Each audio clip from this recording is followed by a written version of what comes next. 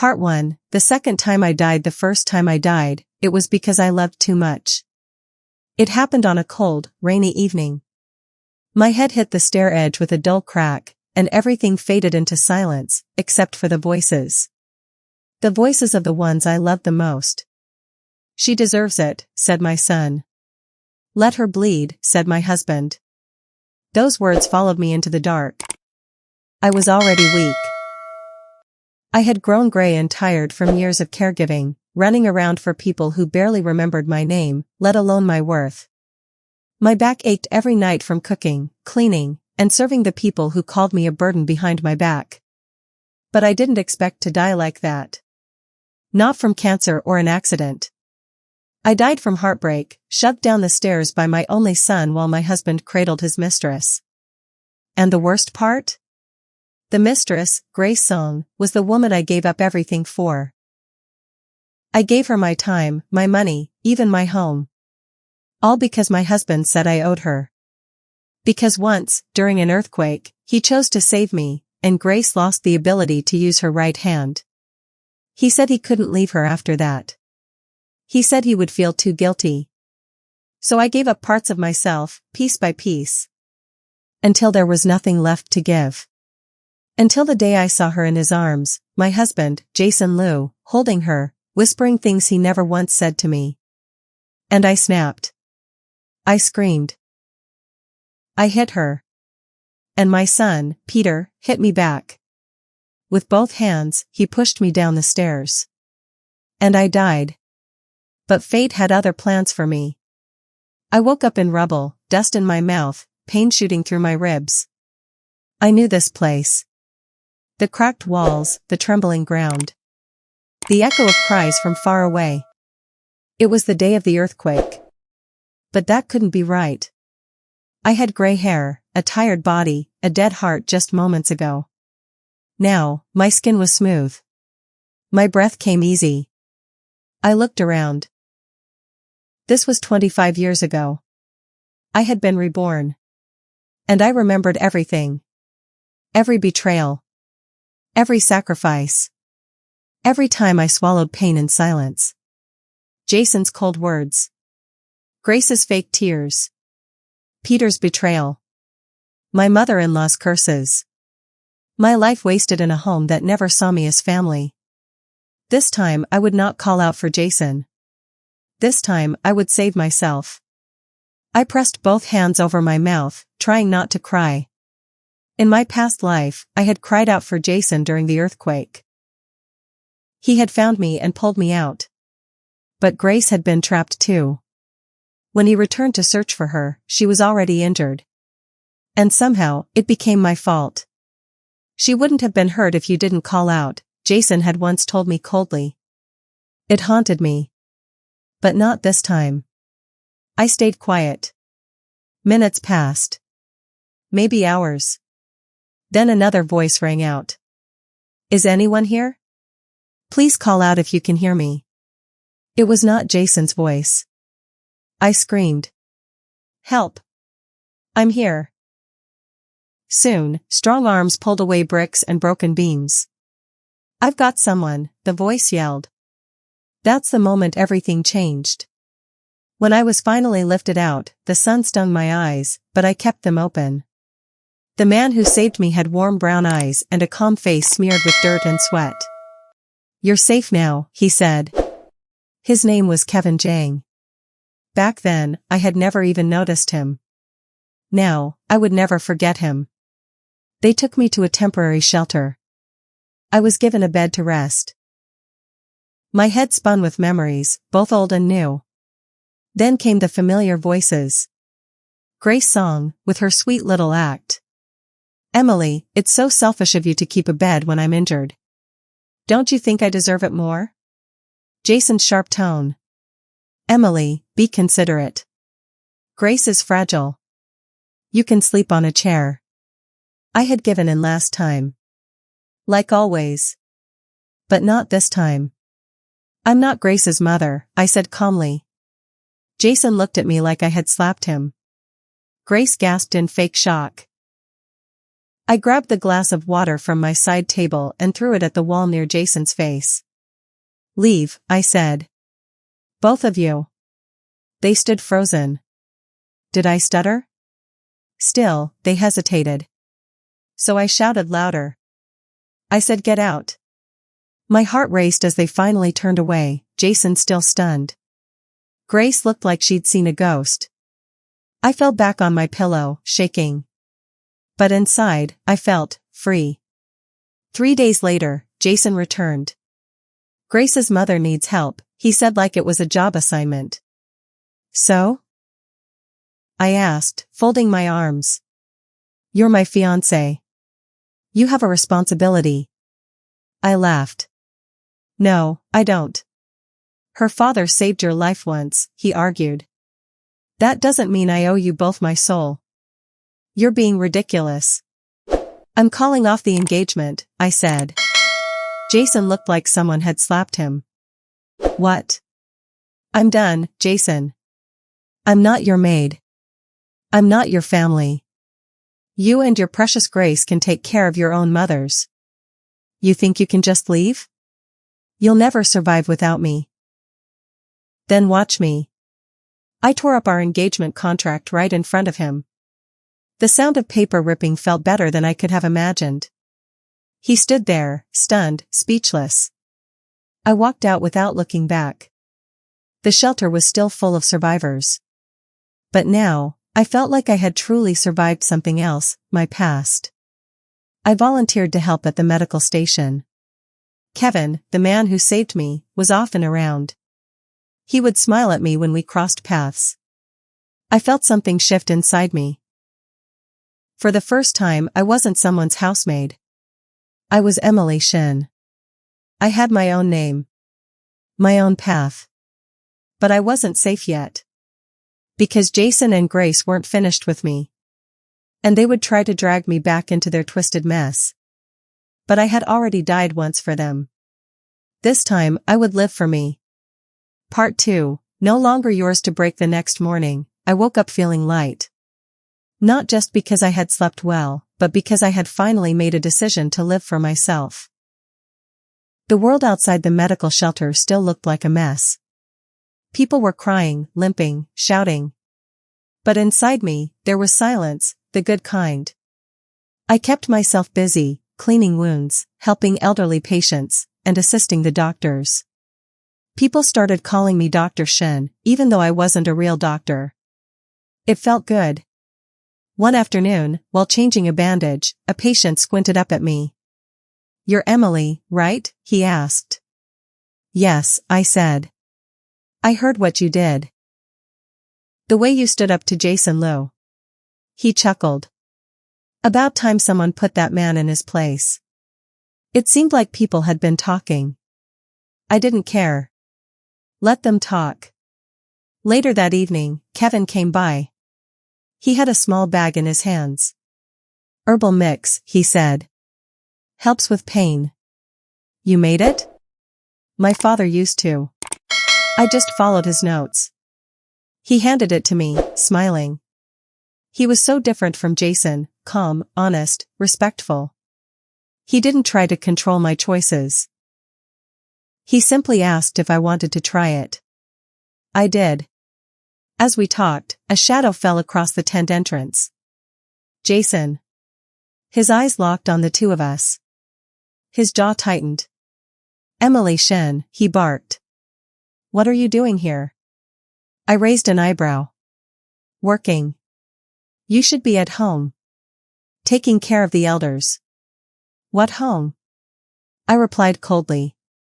The one where Grace calls me a burden and your mother yells at me every day? Jason stepped forward. Kevin moved closer, protective. You're mine, Jason said. I burst out laughing. Yours? Since when? Jason's face turned red. I mean, our engagement, I cut him off. Was torn into pieces. In front of you. Remember? Jason looked like he wanted to argue. But before he could speak again, Kevin stepped in. You're disturbing the patients. Leave. Jason glared. Who do you think you are? Kevin didn't answer. He didn't need to. 2 soldiers from his unit stepped beside him. Jason backed away. But as he left, he threw a final sentence over his shoulder. If you come home now and care for Grace's mother, I'll marry you immediately. I laughed again. You idiot. Jason stopped in his tracks like he'd been hit. He turned, stunned. But I was already walking away. That night, I couldn't sleep. Not because I was sad.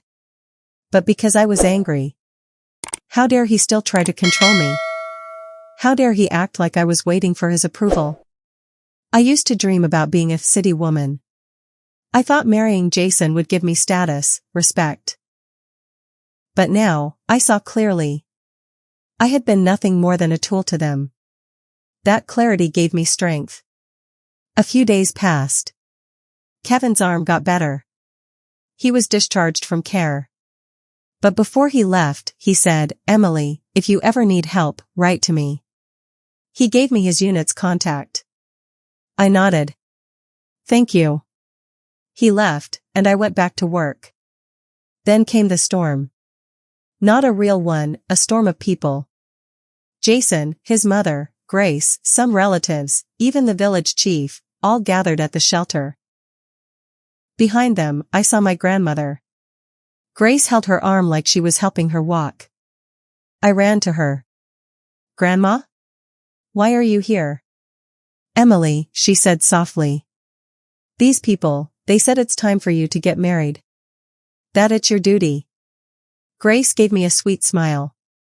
Your grandma's wish is to see you married before she gets too sick. Jason grabbed my hand. Let's go, Emily. Let's get the certificate today. I tried to speak, but Grace's voice came first. Yes, Emily. Don't let Grandma down. You know how sick she's been. Then Jason's mother shoved a recommendation letter into my hand. With this, you can be a city woman. All you have to do is marry Jason. Their words swirled around me. But when I looked at my grandmother, her eyes were kind. She gently pushed Grace's hand off and turned to me. Emily, she said. Are they forcing you? Silence. Then, slap. My grandma slapped Grace across the face. You think I'm blind? She snapped. I've seen you two scheming. I might be old, but I know what love is, and this isn't it. Jason's face turned red with anger. You old woman, how dare you? He reached forward, but I stepped in front of her and shoved him back. Don't you dare lay a hand on her, I hissed. Then, from behind me, came the sound of footsteps. My uncles. The village chief. The men from the Shin family. They formed a wall between me and the Liu family. One of them shouted, You came to shame our daughter? You think we'll let you? Jason's mother laughed nervously. We're just here for a wedding, my uncle spat. More like blackmail. I felt tears sting my eyes. For once in my life, I wasn't alone. My family, my real family, stood behind me. Then my grandma, voice shaking, declared, From this moment, the Shin family cuts ties with the Liu family. There will be no marriage. And if you come near Emily again, I'll cause a scene in front of the steel plant myself. Jason's relatives went silent. Jason's mother glared. Emily Shen, are you going to say yes or no? I looked her in the eye. No, you ungrateful brat. Without Jason, you'd still be in the countryside, I interrupted. I'd rather marry a pig than Jason Liu. Gasps echoed around us. Jason's face turned white.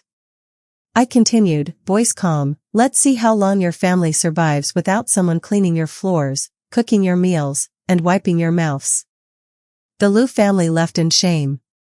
I helped Grandma back to my dorm. The village chief and a few elders stayed nearby, keeping watch. Emily, Grandma said, you did the right thing. I nodded, wiping my eyes. Now go, she said gently. Finish your work. We'll handle things at home. She gave me a tight hug. We're proud of you. They left food behind, bags of rice, dried meat, eggs. I went back to work with a fire in my chest. And the people at the shelter noticed. I was faster, more focused, more alive. The doctors said I had a gift. Calm hands, good instincts. They gave me more duties. Soon, people were calling me Dr. Shen with real respect. I felt something I had never felt before. Not love. Not praise. But purpose. And I liked it.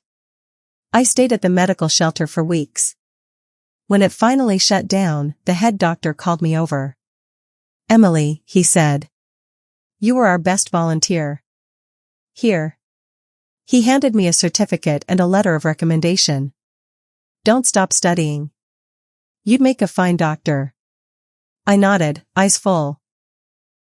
"I won't stop." And I meant it.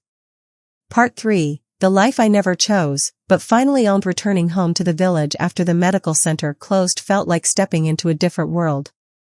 The air was cleaner. The wind softer. Even the dust in the village paths felt welcoming. Grandma had prepared everything for my arrival. The bedding was aired out, my old shoes cleaned and repaired, and food was already on the stove.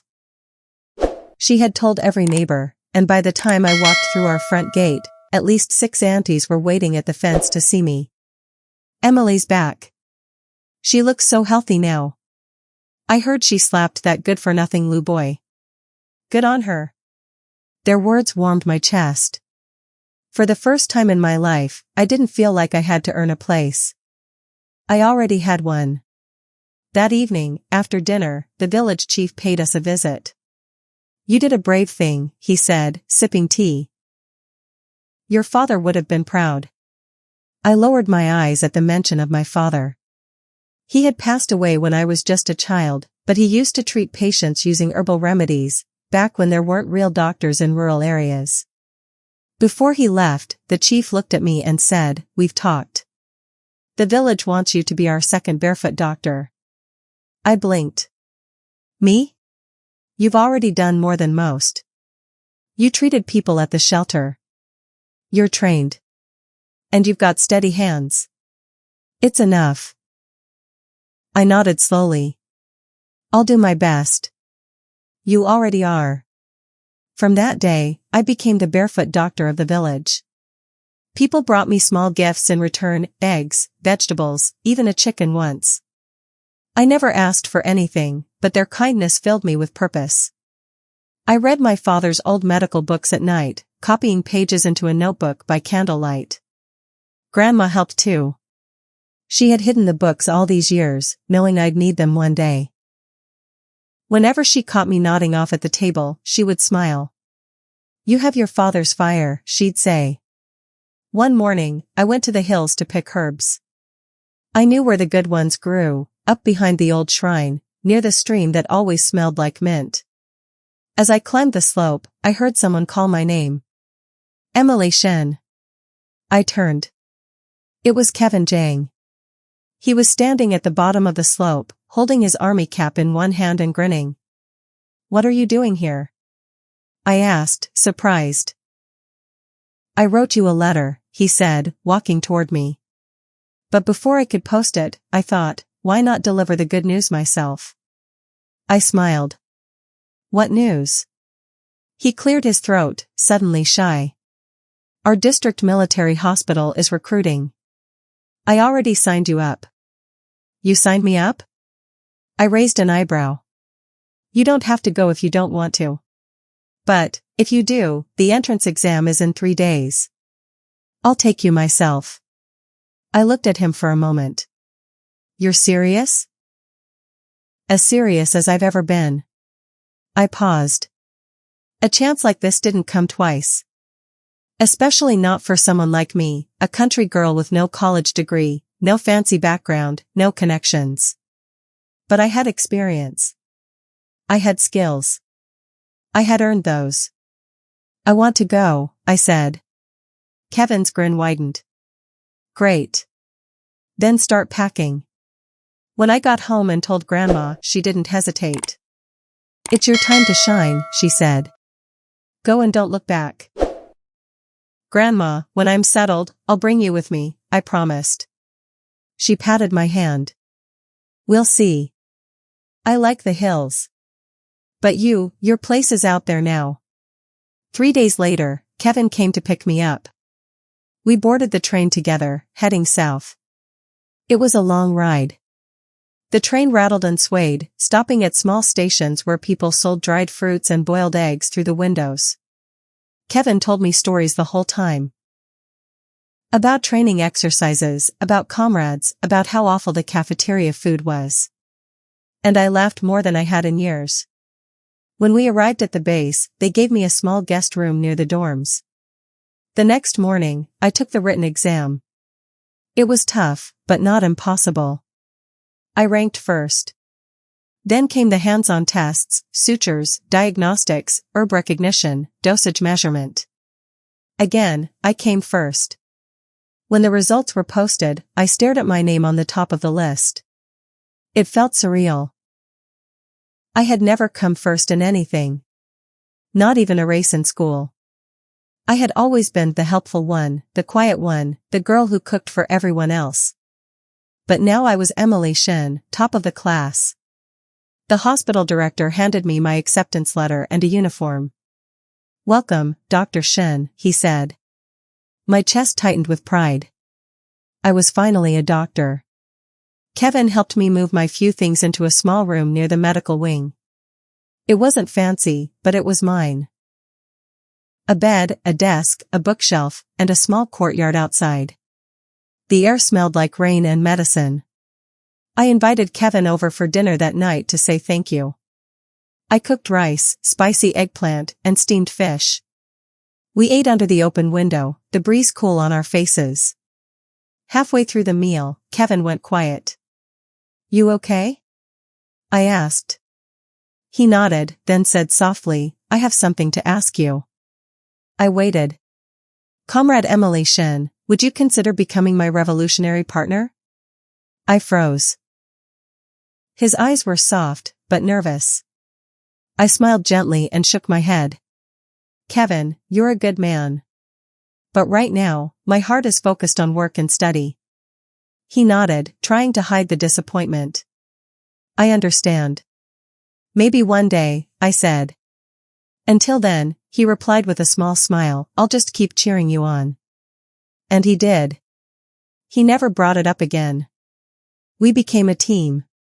We treated soldiers, studied together, and sometimes took walks in the nearby market on weekends.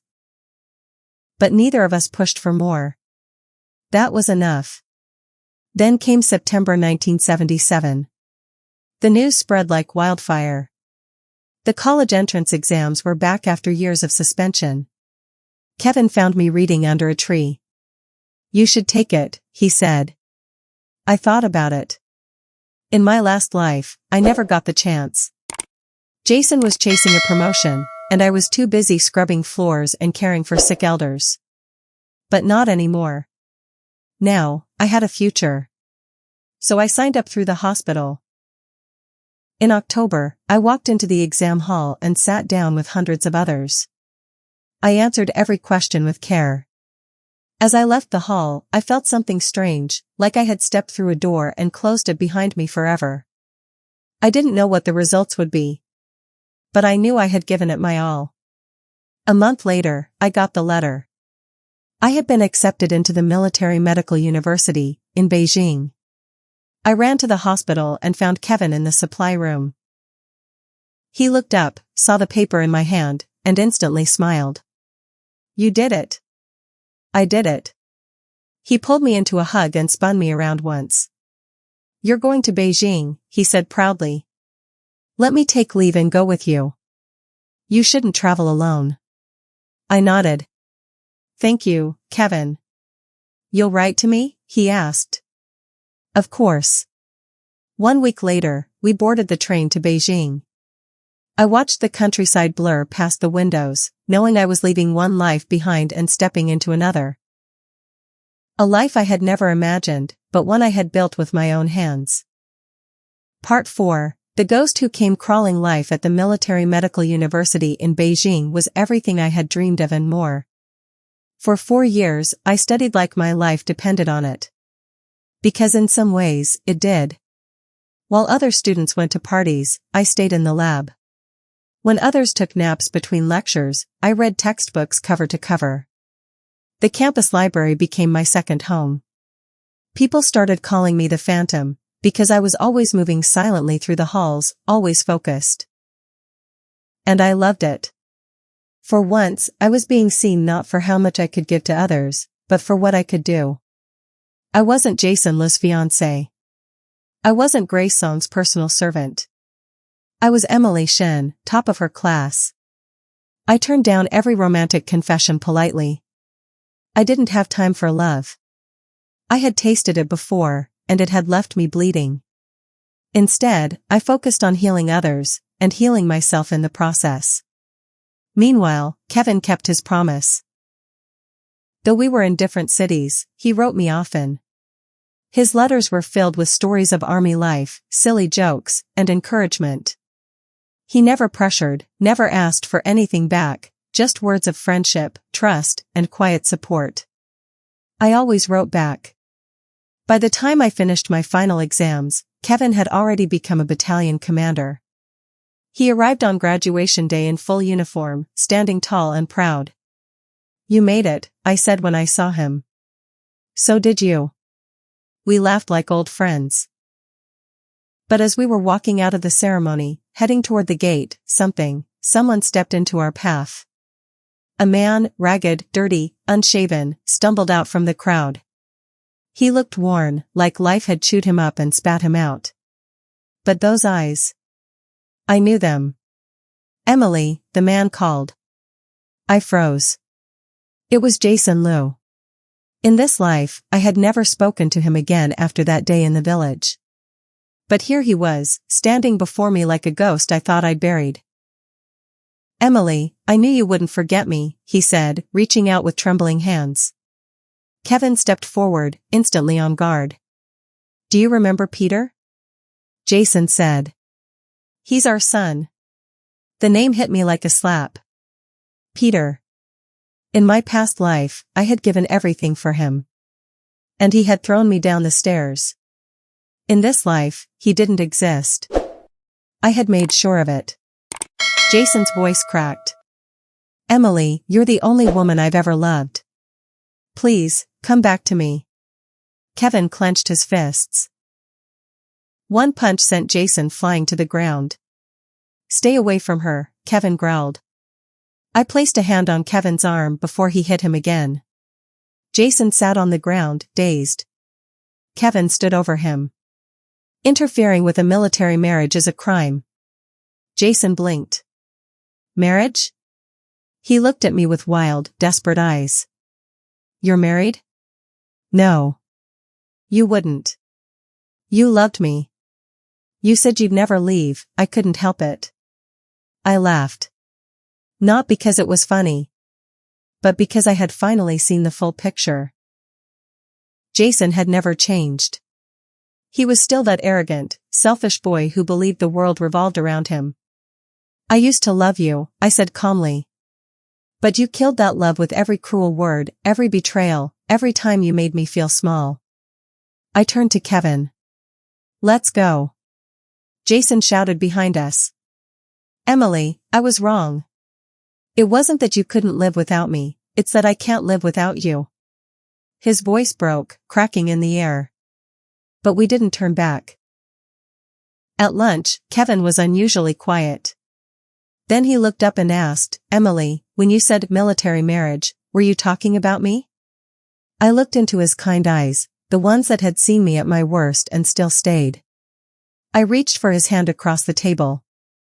"Comrade Kevin Jang," I said with a smile, "please take care of me for the rest of our lives." His hand tightened around mine instantly. "Comrade Emily Shen," he replied, voice trembling with joy, "it would be my honor." That same week, we submitted our marriage application. Kevin moved my things into his quarters, and we became husband and wife, not with fanfare, but with honesty and quiet understanding. He never tried to own me. He simply stood beside me. Not long after, Kevin told me the rest of Jason's story. Shortly after I had returned to the countryside years ago, Jason was demoted from his position at the steel plant. He lost his authority, his salary, and the respect of his peers. He married Grace eventually. No one else wanted them. Grace's mother, paralyzed and bitter, moved in with them. The house became a battlefield. Grace refused to take care of her mother. Jason's own mother grew resentful. They fought constantly. Grace stopped pretending to be sweet. Jason began drinking to escape the noise. One night, sleep-deprived and angry, he made a mistake at work that cost the plant thousands in losses. He was fired on the spot. His reputation was ruined. And Grace? She left him. She took whatever money was left and vanished, leaving him with 2 old women to feed, no job, and a mountain of debts. But worse than that. Jason had remembered everything. He, too, had been reborn. And he had wasted it. All the chances, all the love, all the loyalty, gone. He came searching for me, hoping I had stayed the same. But I hadn't. And I never would again. One night, I sat with Kevin on our small balcony under the stars. He pulled me into his arms. "What are you thinking about?" he asked. "I'm thinking," I said softly, "about how many kids we should have." Kevin laughed, a real, deep laugh. "That's a nice thought," he said, holding me tighter. For the first time, I looked toward the future, not with fear, but with hope. Part 5, The Life I Chose. Time passed gently after our wedding. Kevin and I settled into our new life at the military hospital. He worked with the logistics unit, and I served as a medical officer. Our days were full. Paperwork, surgeries, emergencies, drills. But they were also full of small joys. Morning tea, late-night talks, walks under soft moonlight. We lived in a modest home on the edge of the base. It wasn't big, but it had everything we needed: peace, privacy, and each other. And unlike my past life, I never had to lower myself to be accepted. I was respected, not because I gave up everything, but because I stood firm. The day I received my official medical certification was the day I cried for real, not from pain, but from pride. I looked in the mirror, wearing my white coat, and whispered, "You did it, Emily." One evening, while Kevin was slicing vegetables in the kitchen and humming a folk song, a letter arrived. The handwriting on the envelope was messy, uneven. It was from Peter. My heart clenched when I saw the name. Peter Lou, the boy who, in my previous life, I had raised like my own. The boy who had once loved me, and later, pushed me to my death. I opened the letter with shaking hands. "Mom, I don't know if you'll read this. I don't even know if it'll reach you. But I wanted to say I'm sorry. I didn't understand back then. I believed everything Grace told me. She's not here anymore. She left when things got hard. I stayed with Grandma until she passed. Jason, Dad, is not the same. He barely speaks. I think he remembers, like I do. I've started working at a small factory now. It's not much, but it keeps me going. Sometimes I dream of you. You're always cooking or reading or carrying groceries. And I try to reach out, but you disappear. I hope you're happy now." Peter **. I sat there for a long time, the letter pressed to my chest. Kevin walked in quietly and saw my tears. "You okay?" he asked softly. I nodded. "Yeah. It's just memories." Kevin knelt down beside me, wiped my cheeks, and kissed my forehead. "We're building better ones now," he said. "Together." And he was right. Our first child, a daughter, was born on a spring morning 2 years later. We named her Lian, meaning graceful lotus, not for Grace song, but to remind ourselves that even in the muddiest waters, beauty could bloom. Lian was bright, cheerful, and curious. She had Kevin's smile and my stubbornness. Watching her grow reminded me why I had fought so hard to change my fate. Not long after, our son arrived. A quiet boy with thoughtful eyes. We named him Jian, meaning strength. With our small family, we built something that didn't exist in my past life, a home built on respect, not sacrifice. Kevin taught them to climb trees, tell jokes, and be kind to everyone. I taught them to stand tall, to help others, and never let guilt decide their lives. I never told them about Jason or Grace. That story was mine. I didn't want my children growing up with the bitterness I had carried. Instead, I filled their world with books, music, laughter, and lessons in healing. Years went by. The military hospital transferred Kevin and me to a larger city. We bought a small home, close to a park and a library. On weekends, we'd ride bicycles with the kids, pack picnic lunches, and lie under the trees.